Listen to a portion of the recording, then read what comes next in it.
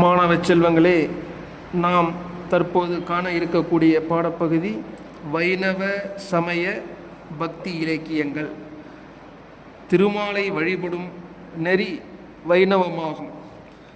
சைவம் மறுமலர்ச்சி அடைந்த காலகட்டத்தில் வைணவமும் புத்துயிர் பெறத் தொடங்கியது. தேவார மூவரைப் போல வைணவத்தில் 12 ஆழ்வார்களும் 108 வைணவ திருத்தலங்களும் உள்ளன. திருமாலின் அழகிலும் குணத்திலும் ஆழ்ந்து நெஞ்சுருக பாடல்கள் பாடியுள்ளனர்கள்.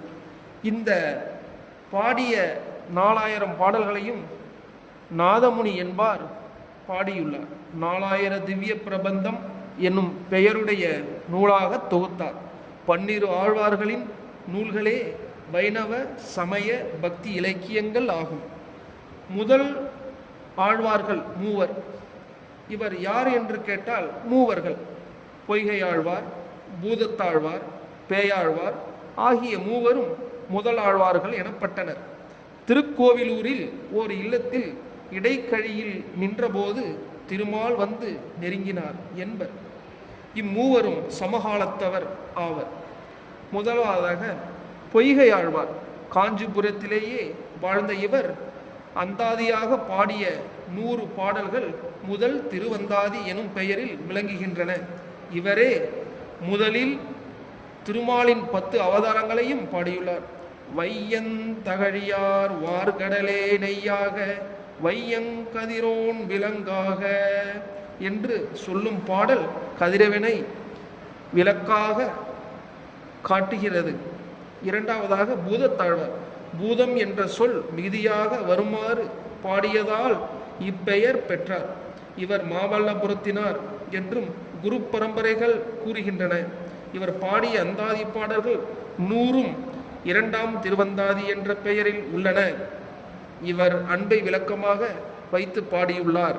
இப்பாடலில் ஞான தமிழ் புரிந்தால் நான் என்று கூறுதல் இவரது தமிழ் பற்றினை விளக்குகின்றது. பின்னர் ஓரிடத்தில் இவர் தம்மை பெரும் தமிழன் என்றும் குறிப்பிடுகின்றார். மூன்றாவதாக பேயாழ்வார். இவர் மயிலாப்பூரில் பிறந்தவர். இவர் பாடிய அந்தாதி பாடல்கள் 100ம் 3ஆம் திருவந்தாதி என்று அழைக்கப்படுகின்றன. மற்றிருவர் பாடல்களை விட இவர் பாடல்கள் செப்பமான ஓசைகளிலும் சிறந்த வர்ணனைகளும் கொண்டதாக இன்றும் விளங்குகின்றன. திருக்கண்டேன், பொன்மேனி கண்டேன் என்றும் தொடங்கும் பாடல்கள் திருமாலின் திருக்கோலத்தை படம் பிடித்து காட்டுகின்றது. திருமிசை ஆழ்வார். இவர் திருமிசையில் பிறந்தவர். இவர் தம்மை நாற்குலத்திலும் சாராதவன் என்று குறிப்பிட்டுள்ளார்.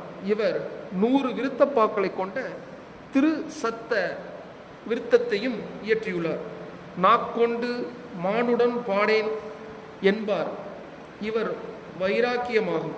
இவர் மாணவன் கணிகண்ணனை அரசன் ஊரை விட்டு வெளியேற்றிய போது இறைவனையும் அழைத்து கொண்டு இவர் ஊரை விட்டு வெளியேறினார் என்று கூறுவதும் உண்டு. பெரியாழ்வார். தென்பாண்டி நாட்டு திருவல்லிபுத்தூரில் பிறந்தார். விஷ்ணு சித்தர் என்பது இவர் இயற்பெயராகும்.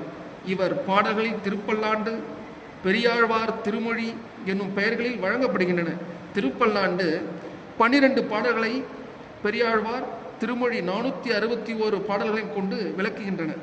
இவர் ஆண்டாளின் வளர்ப்பு தந்தையாவார்.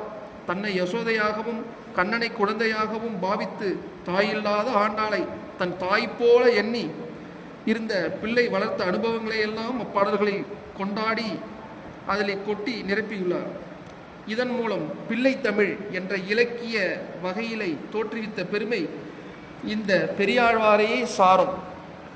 ஆண்டாள் பெரியாழ்வாரின் திருமகள் நந்தவனத்தில் கண்டெடுத்த குழந்தைக்கு பெரியாழ்வார் கோதை என்ற பெயர் சூட்டி வளர்த்தார். இவர் சூடிக் கொடுத்த மாலையை இறைவன் ஏற்று காரணத்தினால் இவரை சூடிக் கொடுத்த சுடர்கொடி என்றும், சூடிக் கொடுத்த நாச்சியார் என்னும் இறைவனையே கணவனாக ஏற்றுக்கொண்ட ஆண்ட காரணத்தினால் ஆண்டாள் என்றும் பெயர் இவளுக்கு. திருப்பாவையும் நாச்சியார், திருமொழியும் ஆண்டாள் பாடிய நூல்களாகும்.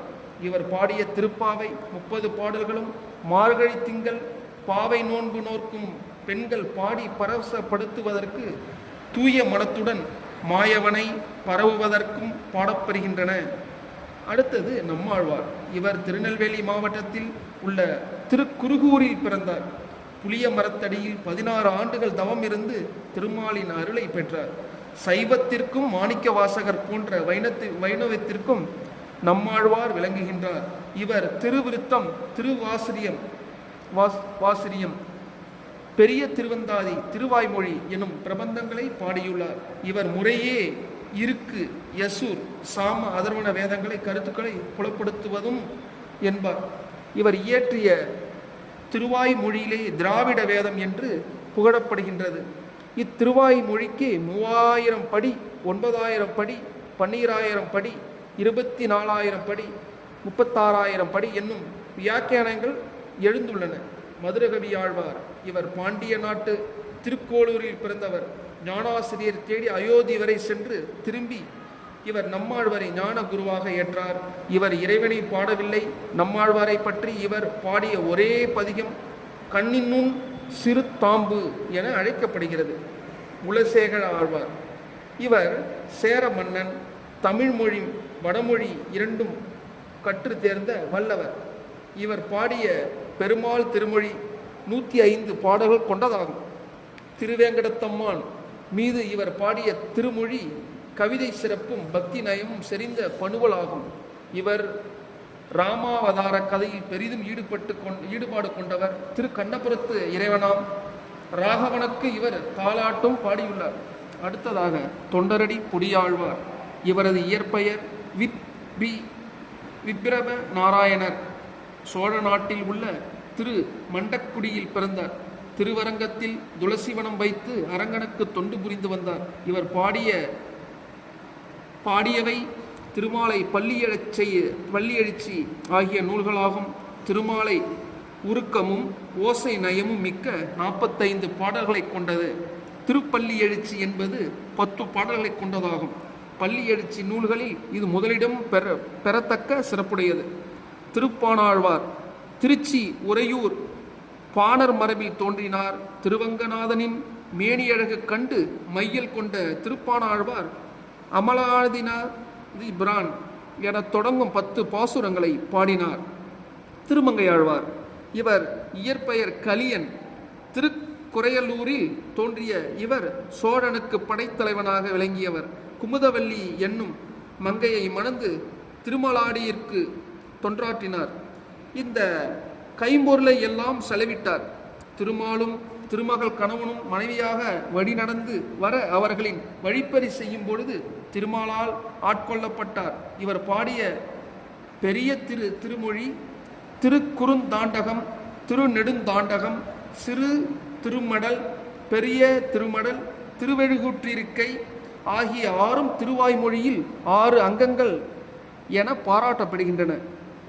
இவை வைணவ பக்தி இலக்கியங்கள் என்ற காலத்தில் தோன்றிய பல நூட்களும் இவர்களால் இயற்றப்பட்டது. இவை நம் வைணவ சமயத்தில் உள்ள ஆச்சாரிய பெருமக்கள். நன்றி, வணக்கம்.